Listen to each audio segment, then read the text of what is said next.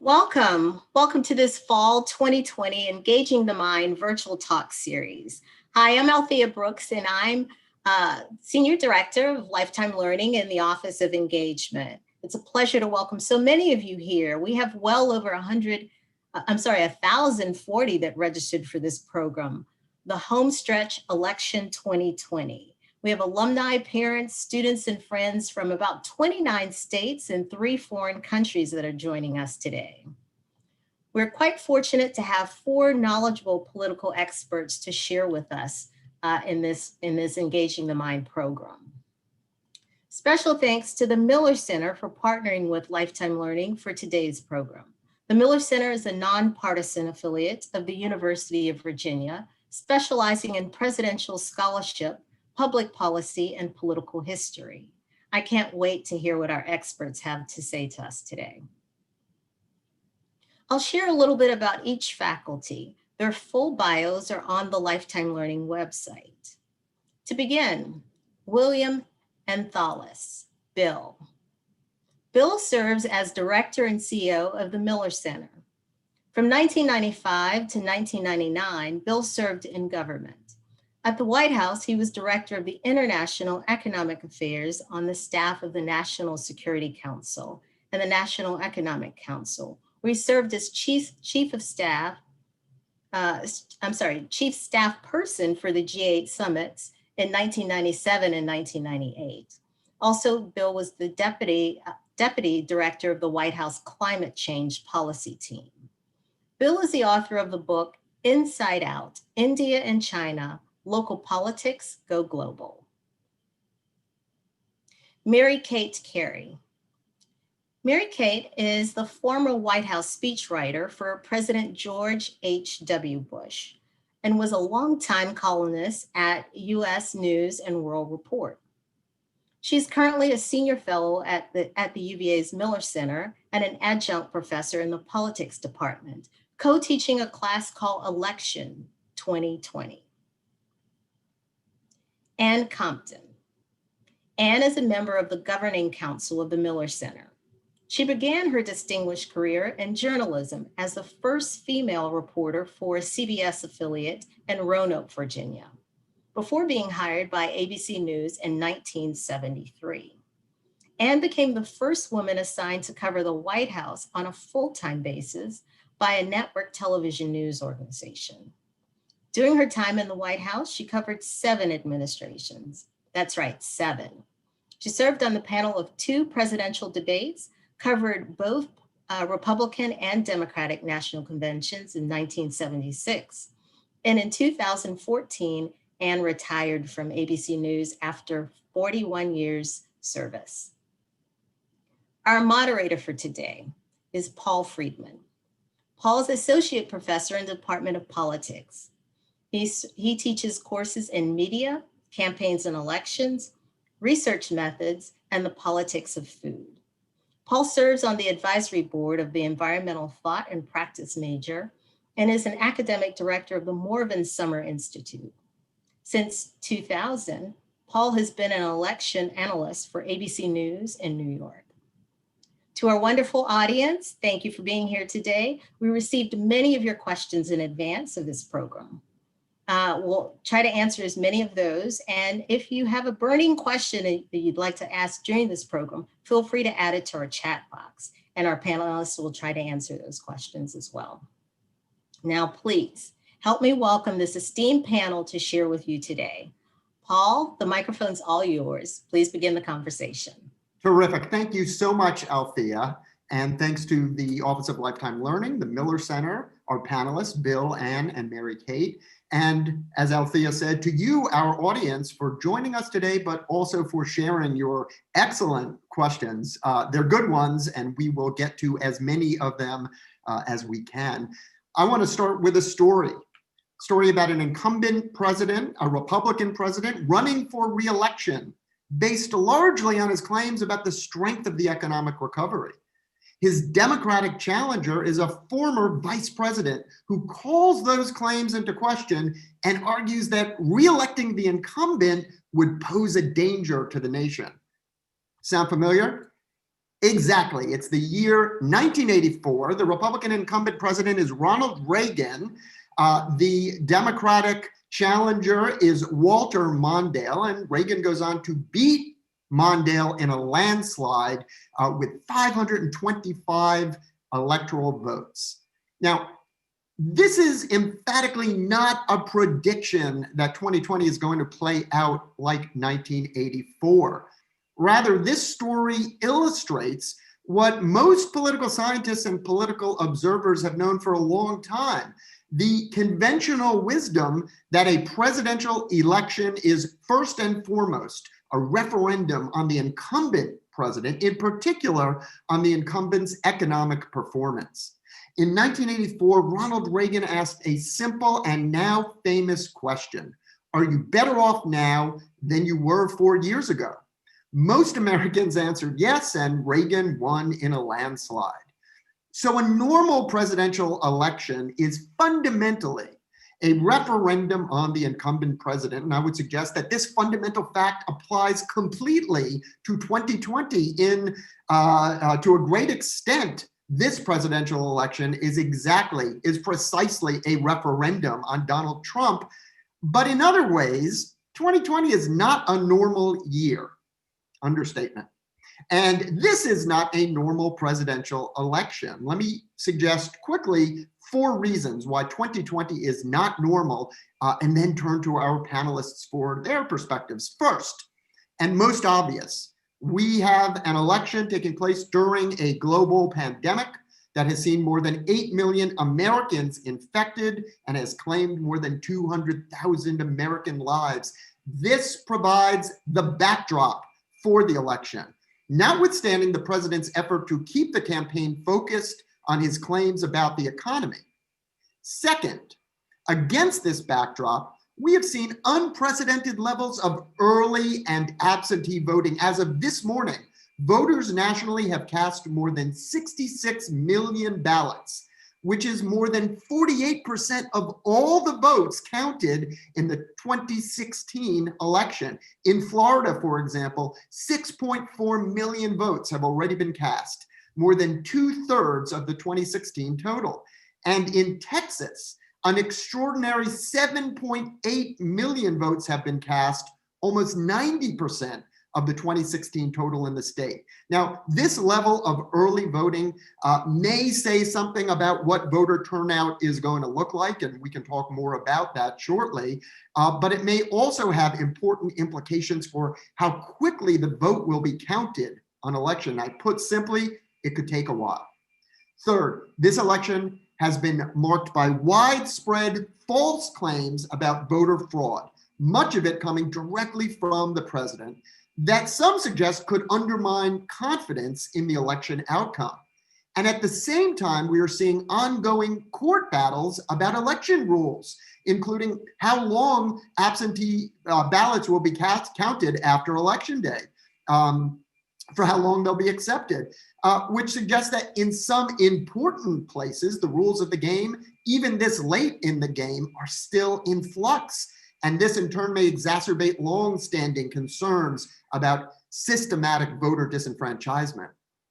Finally, the final way in which this election at the presidential level is not normal is that we have an incumbent president who refuses to affirm that he will accept the outcome of the election, raising concerns about what will happen in the aftermath of November 3rd. So, 4 reasons for thinking that at the presidential level, at least, and of course there are non-presidential races. I hope that we'll have a chance to talk about the Senate and the House, but at the presidential level, 2020 is decidedly not normal, and yet 2020 remains ultimately a referendum on the incumbent president. Let's turn to our panelists for their take on this election. Let me begin by asking Bill, what should citizens be paying attention to as we head into the home stretch of election 2020? What, in your view, Bill, are the most important things for election watchers to be watching? And Bill, you are muted. Thank you, Paul. It's really great to be with you and with my colleagues, Mary Kate and Ann.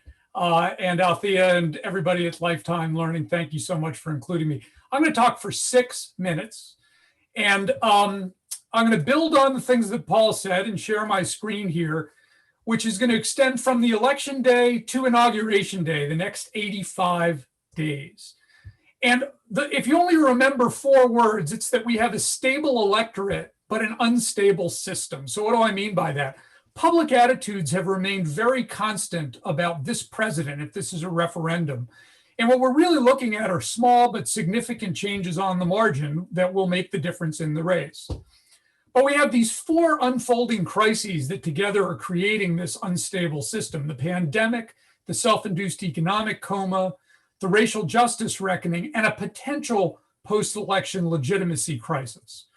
The pandemic, the economy, and the race crisis are affecting the election, but that post-election crisis will affect whoever wins their ability to govern. By a stable electorate, what I'm talking about here is that the president's popularity has been incredibly stable over 4 years. Its depths are about 37% approval, and its heights are at about 46 to 47% approval, which is where they are about now. The red line at the top is his disapproval number, which has hovered between 50 and 58%. Now, just compare that to Jimmy Carter, who went up into the mid-70s, but as low as 29, George H.W. Bush, who went to 89 and as low as 29, and George W. Bush, who went up into the 80s after 9/11, but then after the failed war in Iraq and the financial crisis in 2008 went below 25%.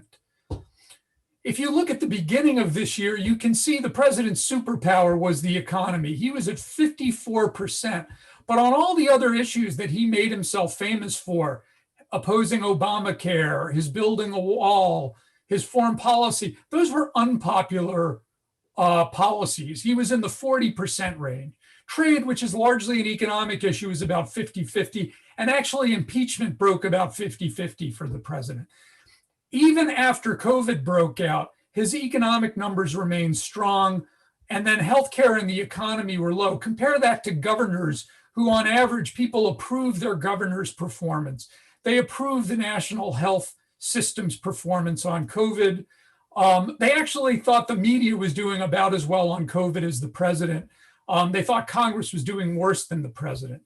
By later this year, and this is about where we are now, in answering Paul Freedman's question, how are you doing compared to 4 years ago that Ronald Reagan asked Walter Mondale? Right now, 47% of the country approves the president's performance on the economy, but on coronavirus and race relations, he's well below that.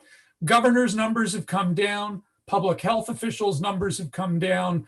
The public rates itself terribly on coronavirus. The public gives itself a 62% disapproval on the coronavirus. And then Trump v. Biden, they're about even on their public's assessment of their ability to handle the economy, but on almost everything else, they give Biden the edge.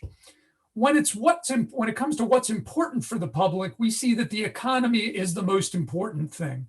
But right after the economy, we'll see coronavirus, healthcare, race relations. All of those things come after the economy. Finally, how are we doing in the race? This is our friend Larry Sabato's crystal ball analysis. The blue states, various shades of blue, are pro-Biden. Right now, if the election were held today, according to Larry, we would be talking about a President Biden, not a Vice President Biden. President Trump right now would only get about 163 electoral votes, and there are about 85 toss-up states. And that's somewhat consistent. Actually, this is Real Clear Politics, which tends to use polls that skew a little bit more right of center. They right now, if they were going to call the race right now, it would be 340 for Biden. And there's one other graphic that we can get into later. If you take the current demographic breakdowns of the country and you use something called a swingometer based on last time's election, it could be even a bigger win for Biden at 375 electoral votes.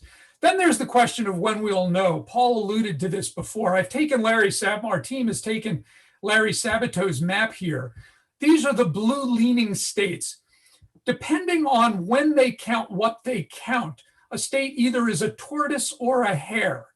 If states process voter by mail ballots before Election Day, and if all ballots must be returned by Election Day, we may know by the end of Election Day who wins the state. You are a hair.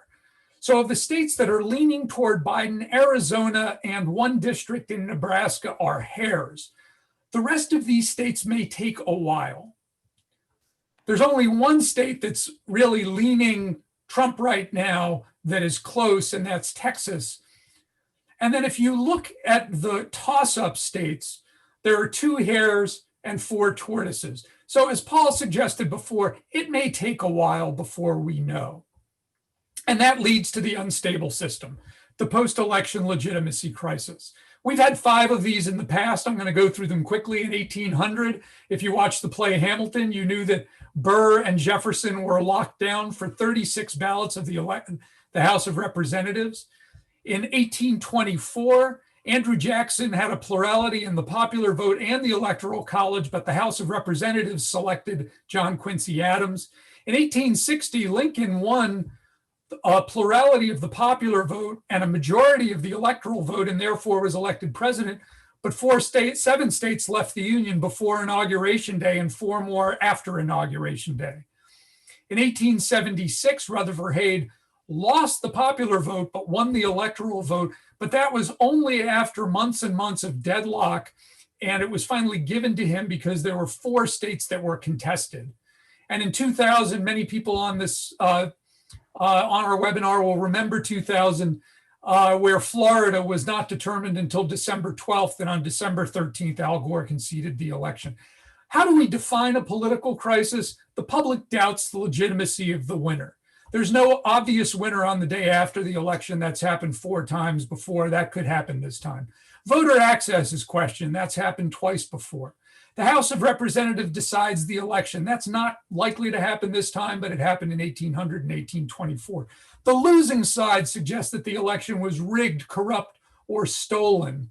That's happened 4 times before. And the legitimacy of the entire system is questioned in 1860. The consequences of a political crisis is that the new president has no honeymoon. They challenge the confirming the challenge when the new president tries to confirm cabinet officials. They challenge advancing a winning agenda. Lawmaking is constrained, and there's an emphasis as a result on the president seizing executive action. And in many countries, they call that a dictatorship, and I'll stop with that. Bill, I have to be honest, I didn't think you could do it. I thought it was a 20-minute presentation. I am extraordinarily impressed. And you've given us a lot of really good data and a lot to think about and talk about. Let us turn to Mary Kate Cary. Mary Kate, same question. What should we be looking for? What should we be paying attention to as we head into the home stretch? Well, I thank you, Paul, and thanks, Althea. I'm going to keep mine short. I'm just looking at 3 things, really, mostly. There's plenty more we can talk about in our conversation, which I'm looking forward to. The first thing I'm watching is the battleground state polls. The national polls have Biden up by 7.5 points, but it's really the battleground states that I think people need to keep their eyes on. And right now, the thing I use is Real Clear Politics. The Real Clear Politics average is Biden up by 3.8.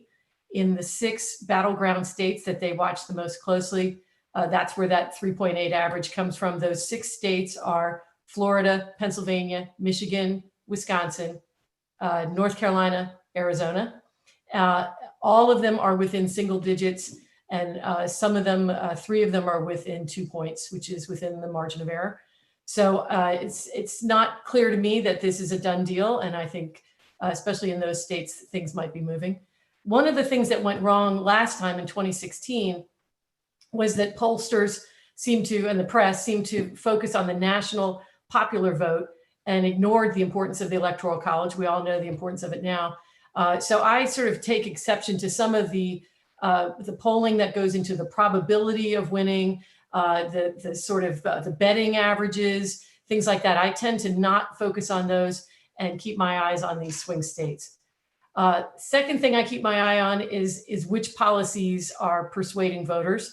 I'm a speechwriter, so that is my idea of a good time. And so what I've been noticing lately is in the last few days, Trump hitting Biden very hard on fracking, on jobs, on trade, on an economic comeback coming soon, the sort of American dream, can-do attitude. And you contrast that with Biden's long, dark winter ahead of us. The optimism versus the pessimism in the last debate really caught my eye. Biden seems to be in favor of not ruling out another national lockdown. He was talking about national mask policies. He was talking about national policies for schools. And what I thought during COVID is not only does the virus affect different people different ways. Obviously, we know some people are symptomatic, some people are barely sick, some people are long haulers, some people lose their lives to it. There's also different economic effects. And there's some people who can work easily from home with Zoom. Some people have a very difficult time working from home with Zoom because of small children. Some people have lost everything and have filed for bankruptcy and their small businesses are gone. So to Republicans, I think a one-size-fits-all answer to this is a stark difference from individual families deciding what's best for them.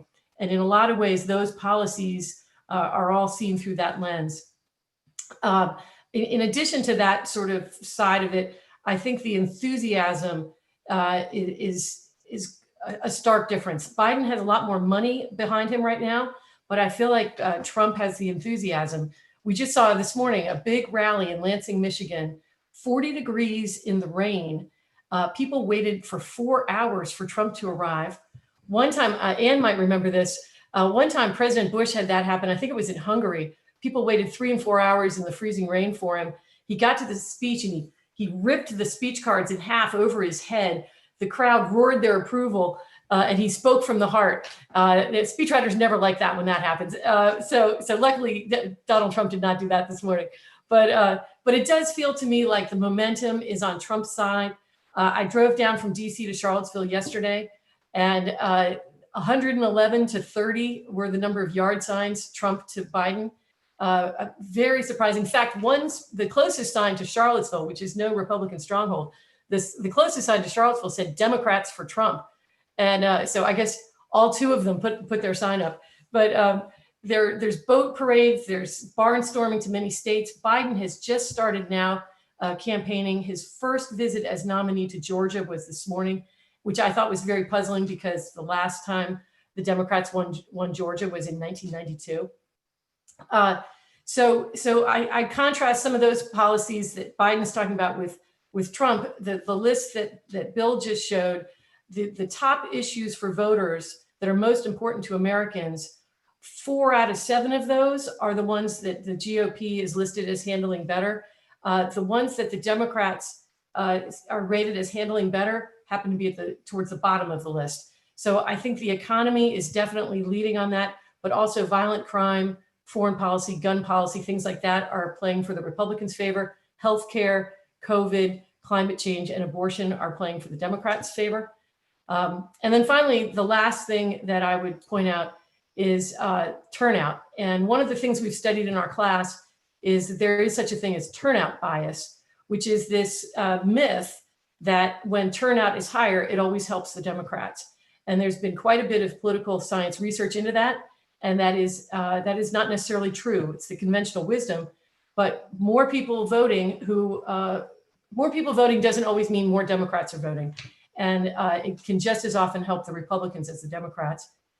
Specifically, we have a class tomorrow on race in the election. And one of the things that happened in the last couple of days has been their focus on Black voter turnout. Charlemagne the God, in the last 24 hours, was talking about 50 Cent, the rapper, saying that he had looked at Joe Biden's tax plan. He was going to vote for Trump because he didn't want to become known as 20 Cent. Charlemagne the God says that is because the Trump campaign is targeting Black male voters, which no one has done before, which I was shocked that no one has done that before. And one of our speakers tomorrow, I was talking to him today, said that Donald Trump won 2016 with about 8% of the Black vote, which is the average for the last 5 GOP presidential candidates.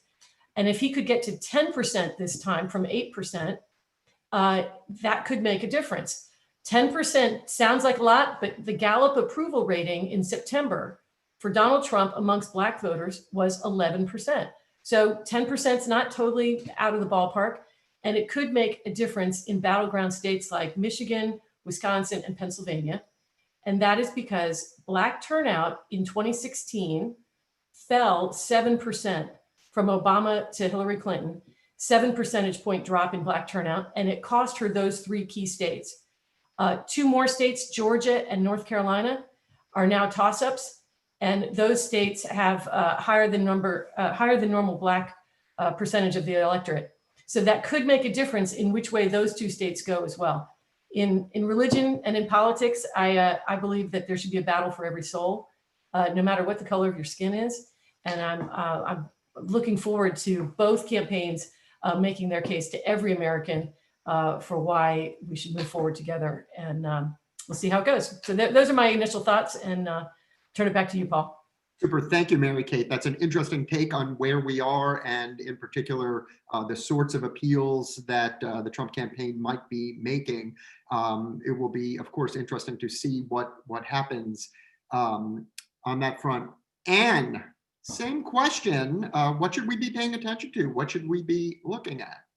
You mentioned a moment ago, Paul, something about the new normal. And I want to point out this isn't the first, but the 6th national presidential election of the real digital age. 1980, Ronald Reagan was elected in a surprising landslide. That was the year CNN was born, a decade that brought USA Today and conservative talk radio. 1996, by then we had cable programs such as Fox News, MSNBC, CNBC, and of course, internet sites, which pushed a lot of election news forward, but not necessarily unbiased.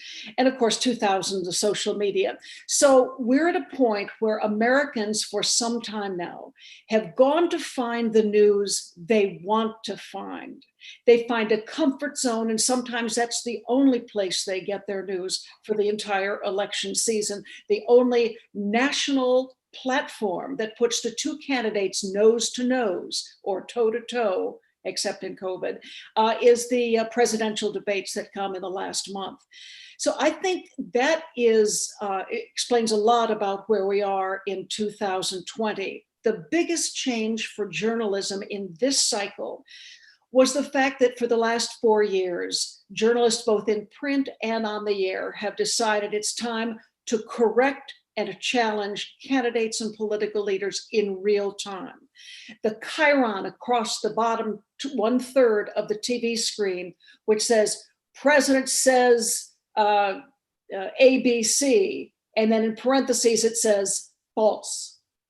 Or a newspaper article which says, when the president explained his discredited theory about what was going to happen, we are now in what is a new normal. And I would hope that all Americans who have not yet been part of that 66 million getting their votes in so far will look with a clear eye and try to take that narrow journalist path through the middle of a much broader media landscape and look for the facts that will help them make the decision they want to make when they vote.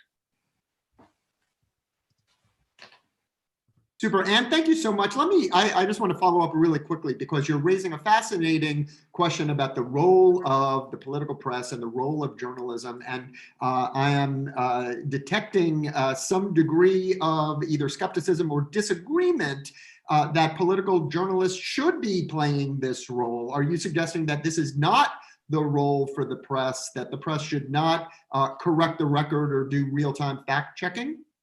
The role for the press is telling the truth. And when in the old days, when a candidate would say something that was blatantly wrong, the phrasing in print used to be, however, according to the experts at the University of Virginia, that data is not correct.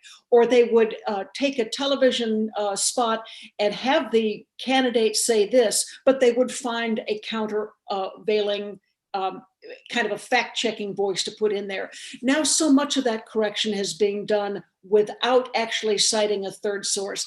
And that is where journalists were pushed this year, because as a reporter, having covered 7 presidents and 10 presidential campaigns, it breaks my heart when a public official sees a story that that public official knows is true, but he doesn't want that to be true, or she doesn't want that to be true. So the public official says, that's fake news. The American people deserve better than that. Great. Well, thank you so much. And I think you're absolutely right that we are seeing a new normal, both in journalism as well as in elections and election campaigns. We've been getting a lot of questions from audience members on a number of different topics, including questions about the debates. And I'm hoping that we can talk more about what you panelists think the role of the debates has been in this election season, but also about the polls themselves. And Mary Kate and Bill, although you both did use these data in some similar ways and in some similar ways and come to conclusions that in some ways are quite different, I want to talk about, or rather our audience members want to hear why we should trust the polls. Given what we saw in 2016. And I want to begin by asking, what did we see in 2016? And so why don't we just quickly, Bill, why don't we start with you, and then whoever else wants to jump in. Can we trust the polls in 2020? Should we be relying on them? Trust but verify. I think that was a Ronald Reagan line. I think the polls in 2016, the national polls were not just within the margin of error. The average of the national polls in the week before the election almost exactly got the national number right. In the key battleground states, it was much worse, but there were fewer high quality polls in 2016 in the key battleground states than we have seen this year. And in recent weeks, what we are starting to see in those battleground states is different polls are starting to apply different philosophies of how to regularize or normalize the poll. What do I mean by that? Well, when you go out and you survey 100 people, you then take the demographics of the people you survey and you compare it to what you know about the demographics of that state. Some demographics are pretty easy to normalize. How many men, how many women, people's ethnicity and background will tell you something about how they vote. But then things like party ID is very difficult to determine, because what was a Republican 4 years ago, or has been a Republican, what has been a Democrat, what has been an independent, is constantly in flux. So the different polls are trying to assess that. They're trying to get a sense of whether or not you're going to actually vote. Enthusiasm, turnout. Mary Kate talked about the enthusiasm gap that appears real in the polls if you ask, are you very excited about Donald Trump? Much higher number than people who are going to vote for Biden say about Biden. But you ask the Biden voters, are you very excited of voting against Donald Trump? They may not be excited about Biden. They're very excited about voting against Donald Trump. So the polls are all trying to weigh those different factors in giving us a number. So what I try to do is look at a lot of polls, look at the averages of those polls, look how the polls were wrong in 2016. And if they were as wrong in 2016 as they are today, if they were as wrong today as they were in 2016, what would the outcome be? The New York Times right now has it as 280 electoral votes for Biden, which is 10 more than he needs to win. If all of the polling averages today were as wrong as they were 4 years ago. So I think it's still Biden's to lose if you net all of that out. One last thing I want to say that Mary Kate does have absolutely right, because I saw some chatter in the chat section about this, some chatter chat. It is fascinating to see that Donald Trump is polling extremely well among African Americans compared to the past. I'm going to share my screen again here and just dial into one of my favorite slides. So this is something that I alluded to. This is the so-called swingometer. The way this slide works is you take the demographics of the electorate and they break it down into some very simple ones, which are consistent in most polls that you can see. For any poll that you see online, you can click through and see the actual data usually. And this one breaks it down into white non-college graduates, white college graduates, African Americans, Hispanics, and Latins, and then Asians and others. And as you swing the values back and forth compared to 2016, you see the states change.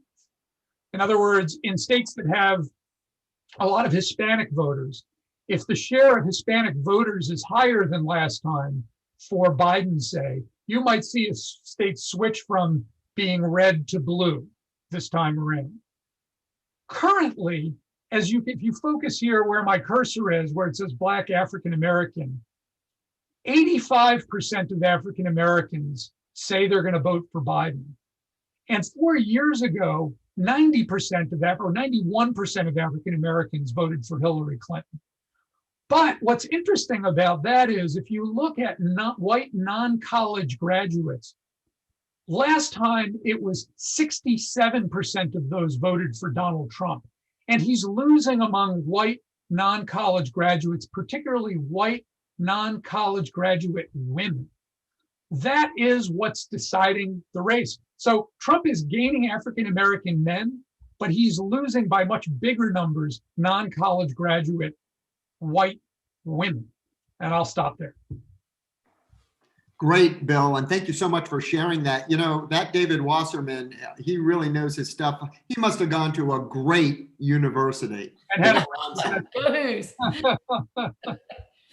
Mary Kate, anything to say about trusting the polls, why you trust the polls, why we should be skeptical?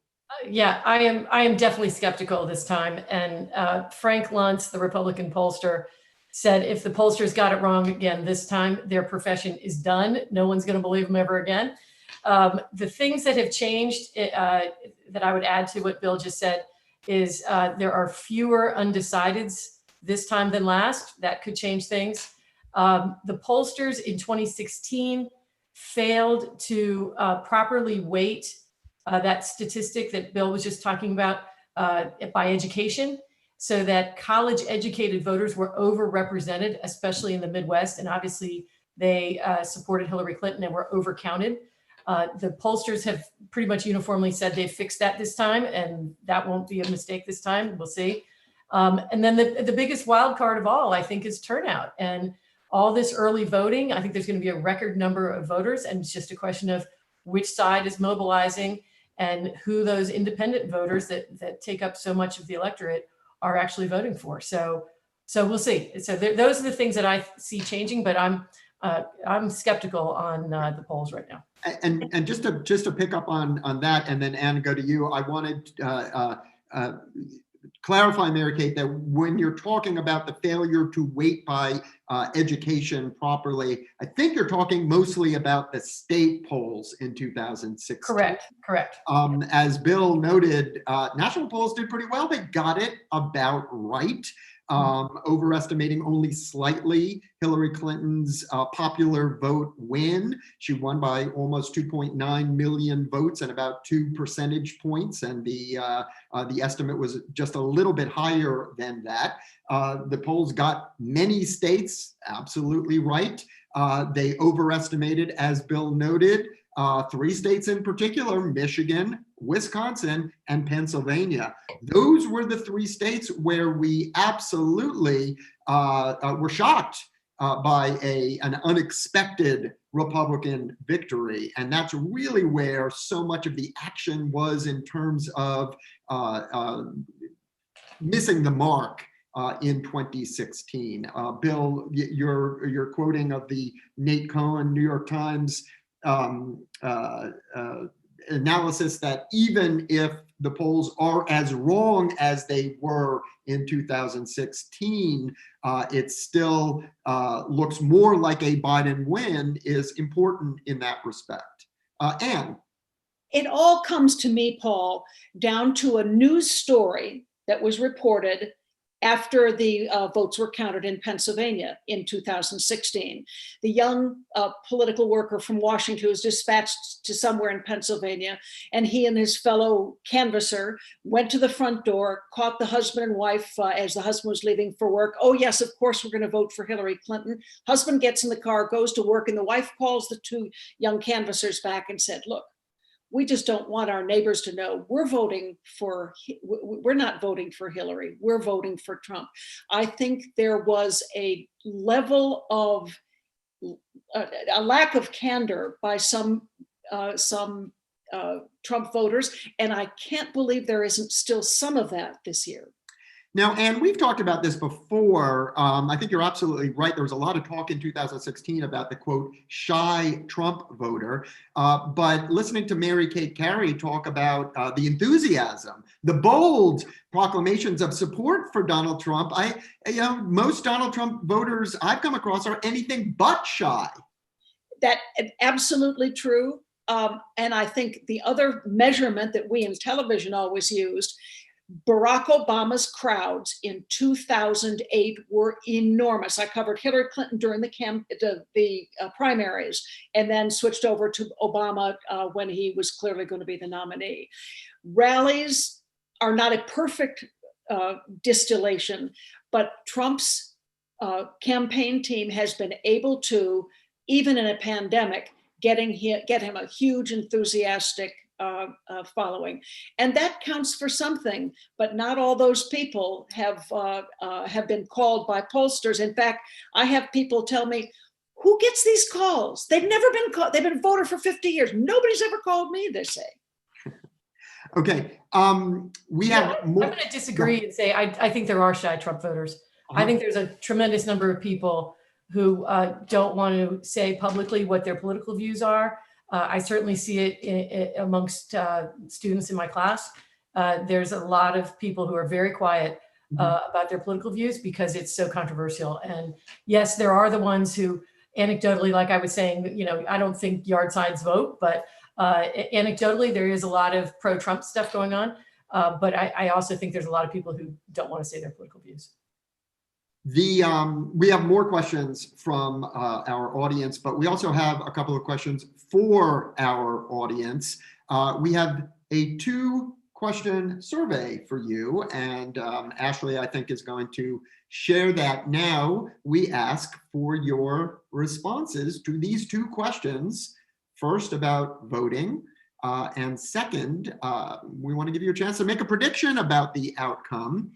We're going to leave these open for a few minutes, and while people vote, I want to come back to one of the questions that was raised in the chat. Mary Kate, somebody specifically, you mentioned issues. You mentioned the issues that you think are most important, and a couple of different people have asked, "What about foreign policy?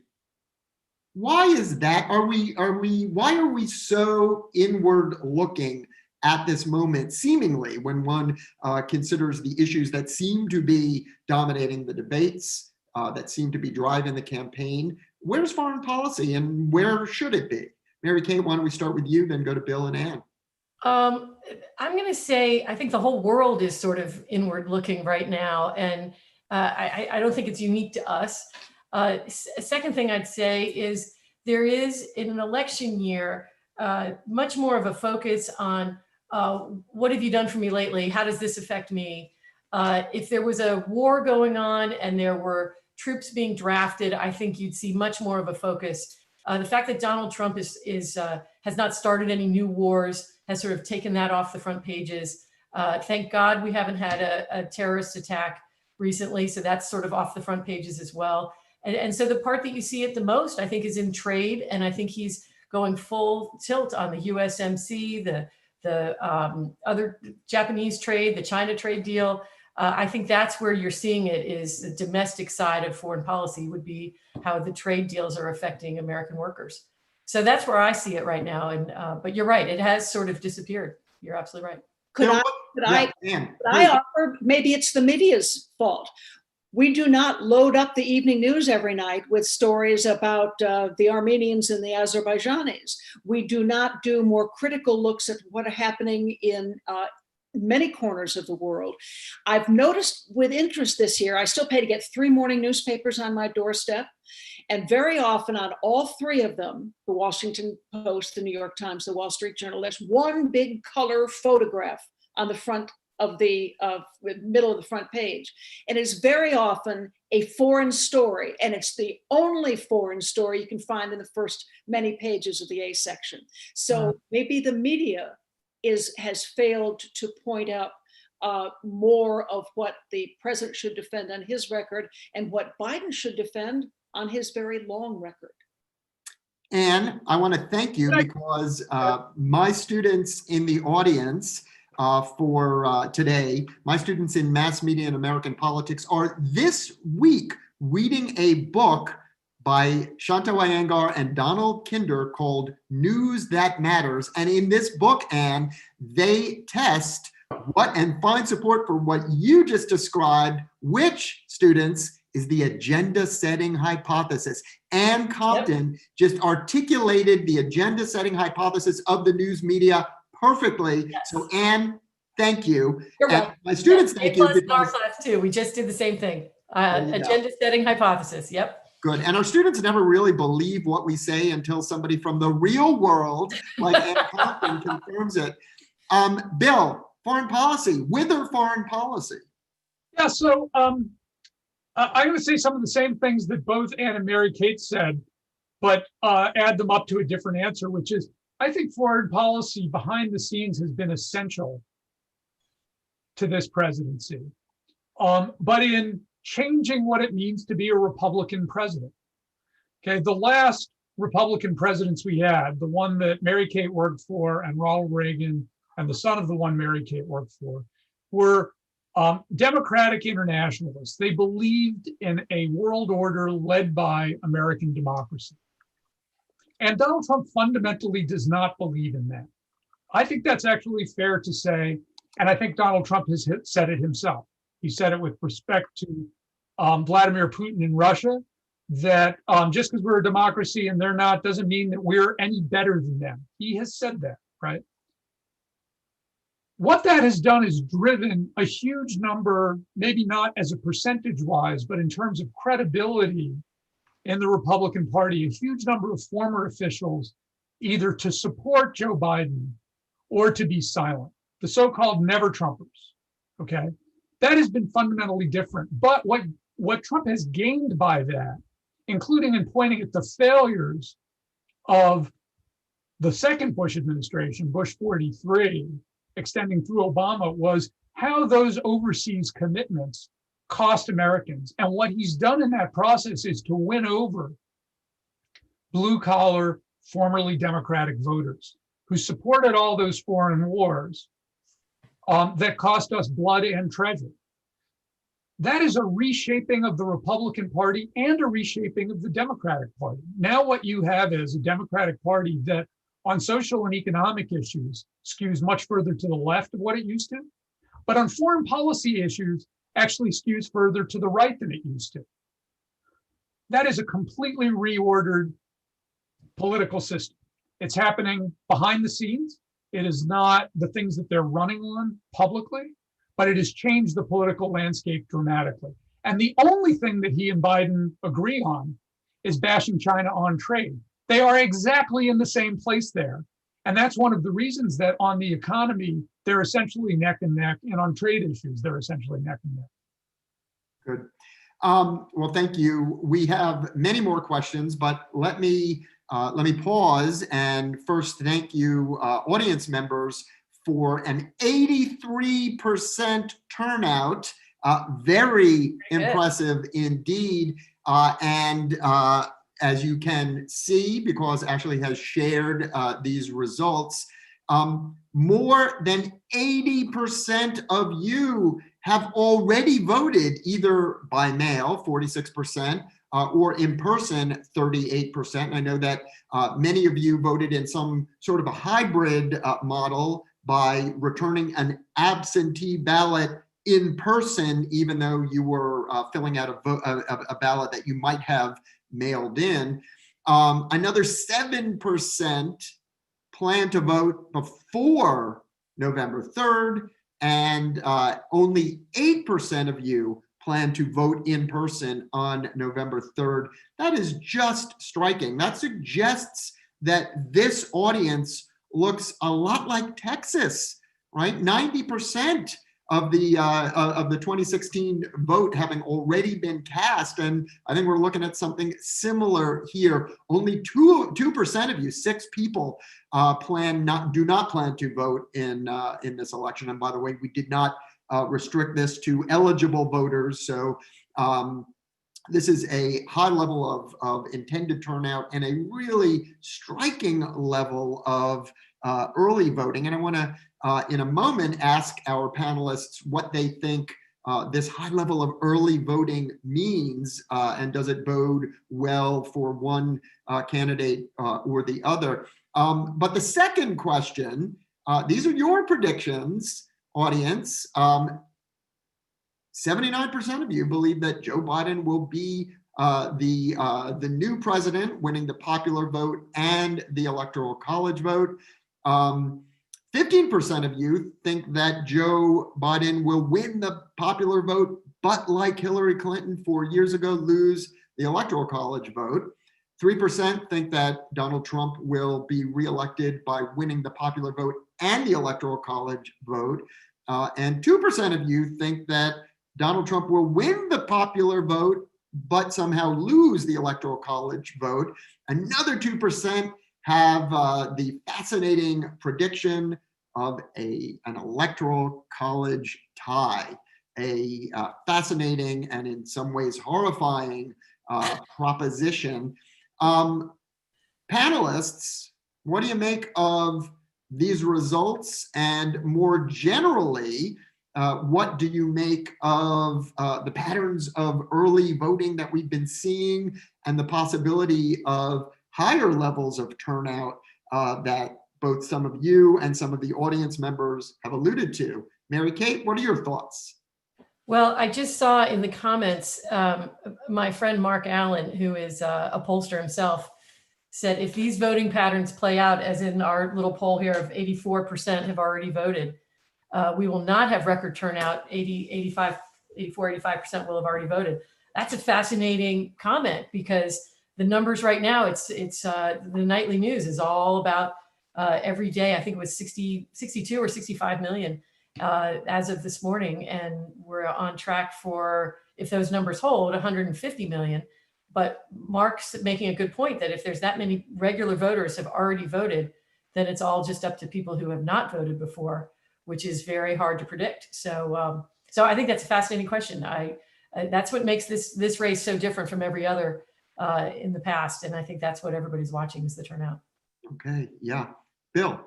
So I think, and the poll has disappeared. I'm wondering if you could put it back up there again, if that's possible. If not, I think what this tells us is that our electorate here on this Zoom call is skewing Democratic. Just a little. Just a little. And the reason for that is in the most recent national opinion poll that I saw, 68% of Democrats say they're going to vote early or absentee.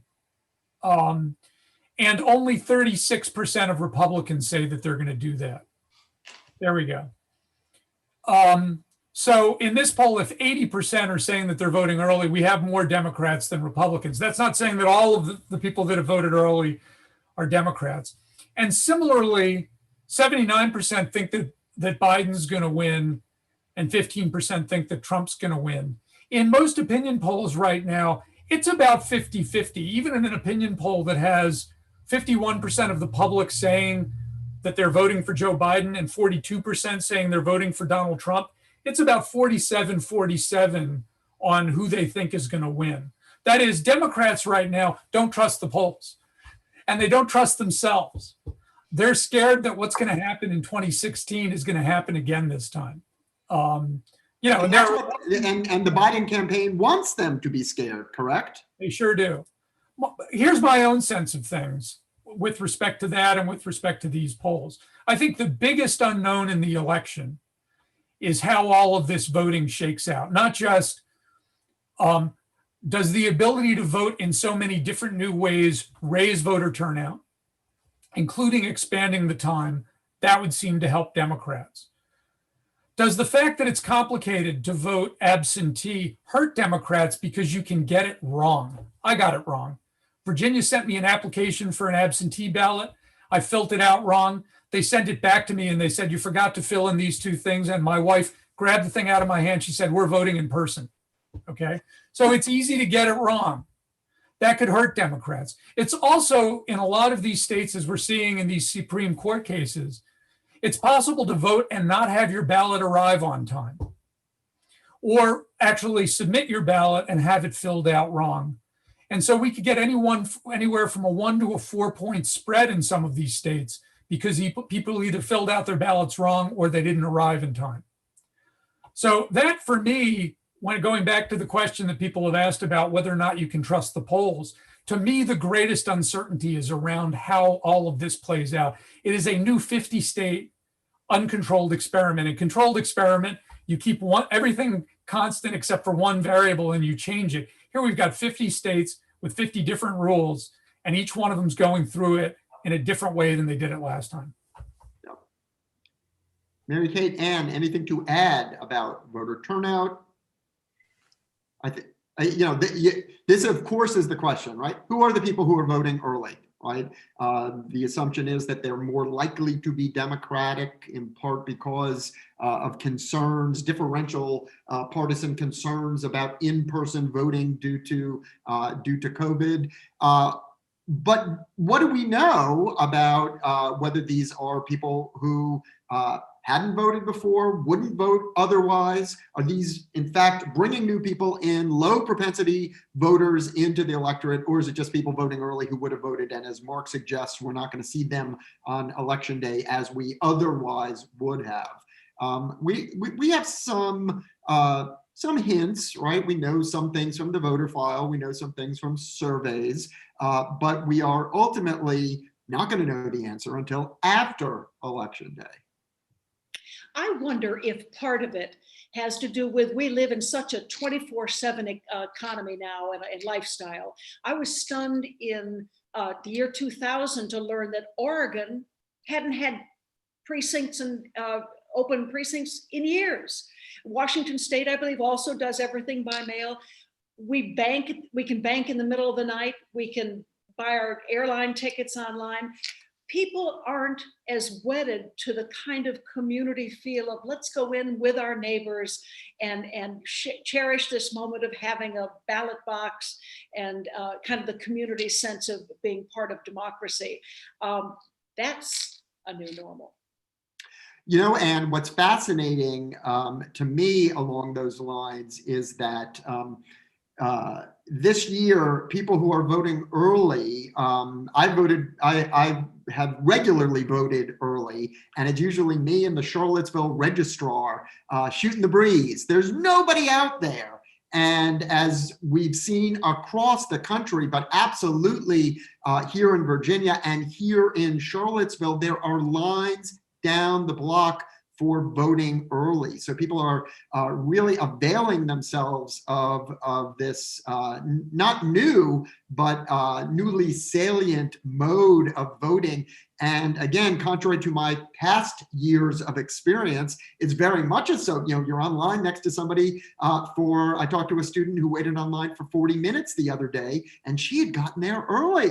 So it's really fascinating how that mechanism of early voting has changed. But again, what this means is we won't quite know, which brings me to another audience question, and one that we have alluded to already. When will we know?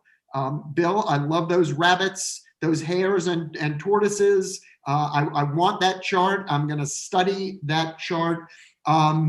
There seem to be scenarios by which we might know the outcome on election night, but there are not many scenarios, and they're probably not likely scenarios. So what is everybody's best guess as to how long this thing is going to take and what's going to happen while we wait?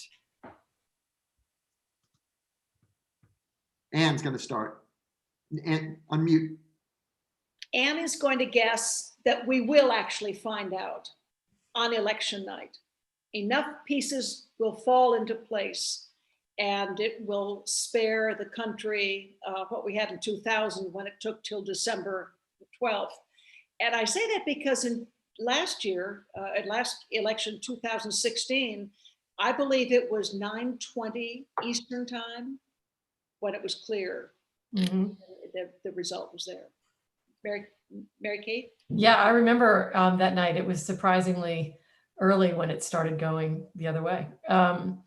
I'm going to say it could be a day or two just because it's so different this time with so many different states coming in as rabbits and turtles. But the thing to get across, I think, to the people on this webinar is that indecision or uncertainty does not necessarily mean a crisis, and that we all just have to be patient. Like so many times we've been patient during COVID with things are on a different time frame, and it's okay to not know right away what the turnout, I mean, what the decision is by the American people.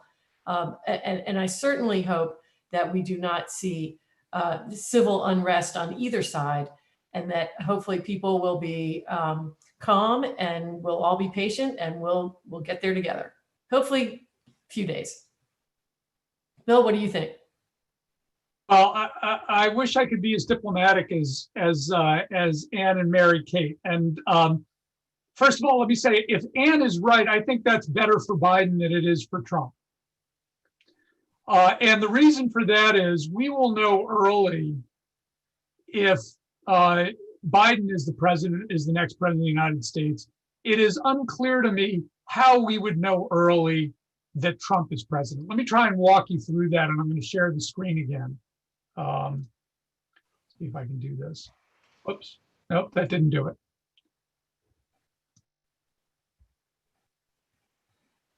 Sorry about that. Okay, here's how we're going to know early if Biden is the president. We're going to know early if Biden's the president because he will not have just won the states leaning to him. Most importantly, he will have won Florida, which is a hair. We can know by the end of election night that Florida is a hair. They've been processing ballots now for weeks, and lots of people have voted. As I think Paul said before, over 3 million people have voted. And they can keep receiving keep receiving most absentee votes on election day and a few absentee votes afterwards. Essentially, overseas votes just simply have to be postmarked, but there aren't that many of them. Biden right now, in the average of polls, is ahead by 2% or so in Florida. It's less than 2. If Biden is ahead by 2 or 3 points at the end of the night in Florida, that's 29 electoral votes. If you look at the little map to the left here, that replaces Pennsylvania and then some. Now, let's go back and look at Arizona. Arizona is also a rabbit.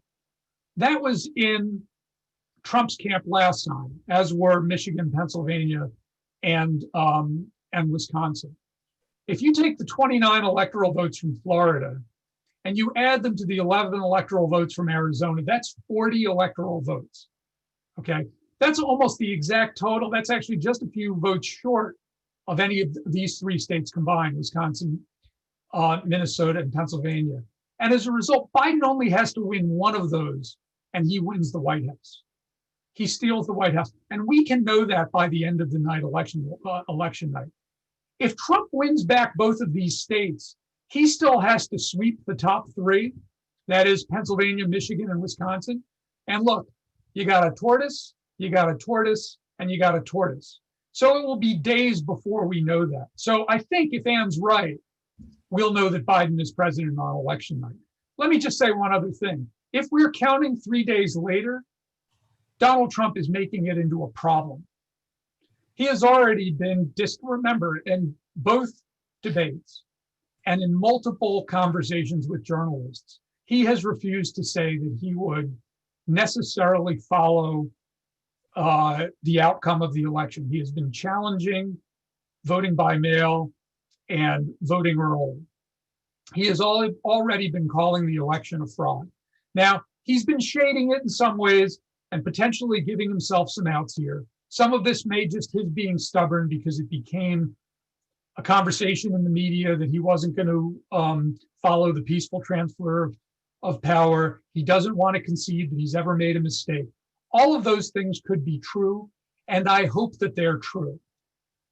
But the simple fact is the president of the United States hasn't owned our political electoral system and said, I will follow the will of the voters, including if I lose. He has never said those words.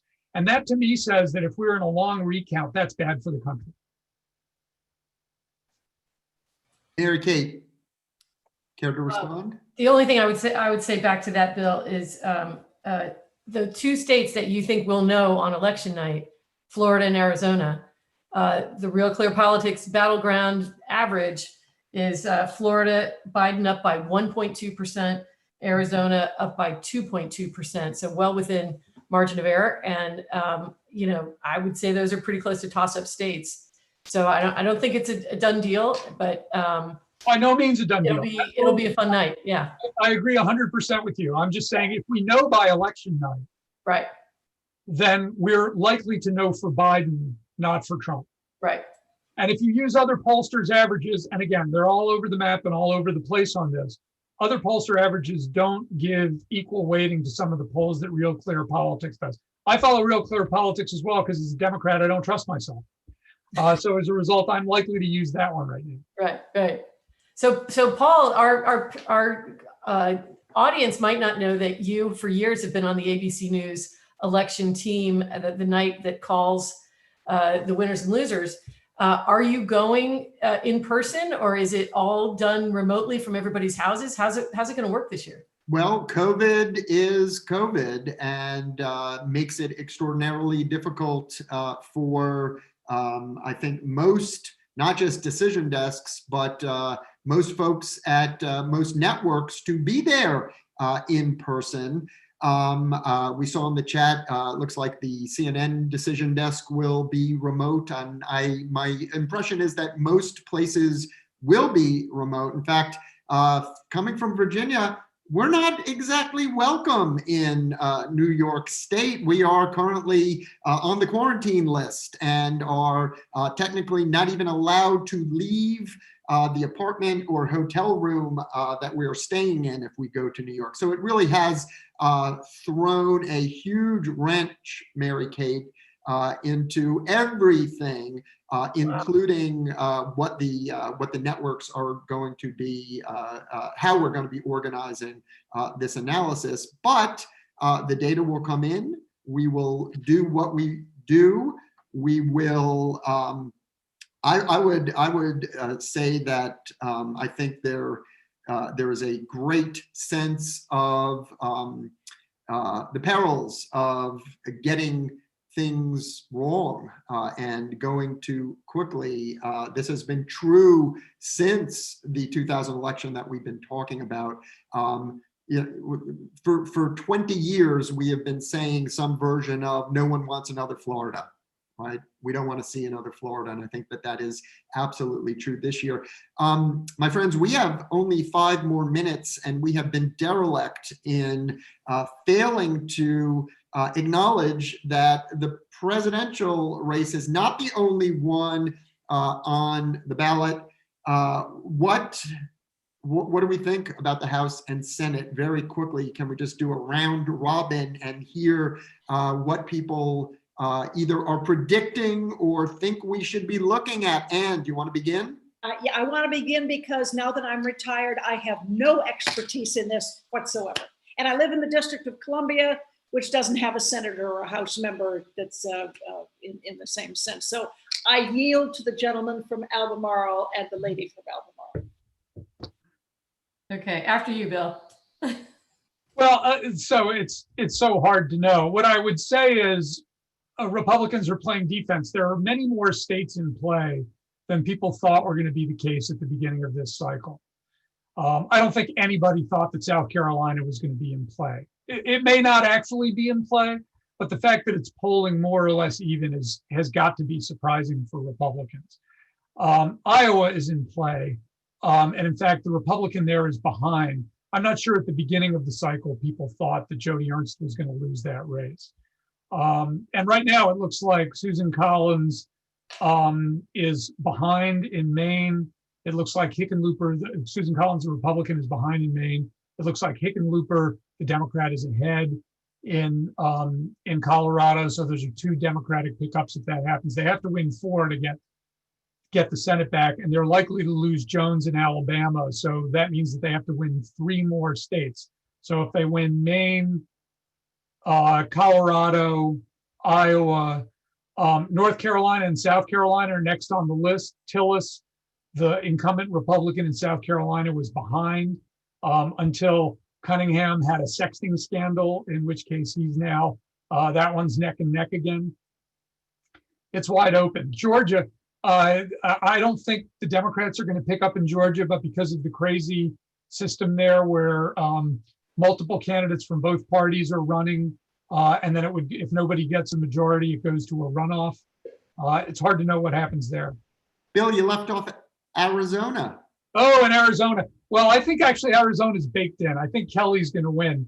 And in fact, that's the state where it looks like Kelly, this is the former astronaut who is the husband of Gabby Giffords, is very far ahead in the polls and may pull Biden along on his coattails to win that state. Mary Kate, last word about the Senate. Okay, so rather than going through and doing, each candidate, I will say it looks a little bit like an uphill battle to me, just because of the fact that there are 23 seats that the Republicans are defending this time. That's an awful lot of seats to try and hold all of them. But I do think that this is highly motivating to Republican voters.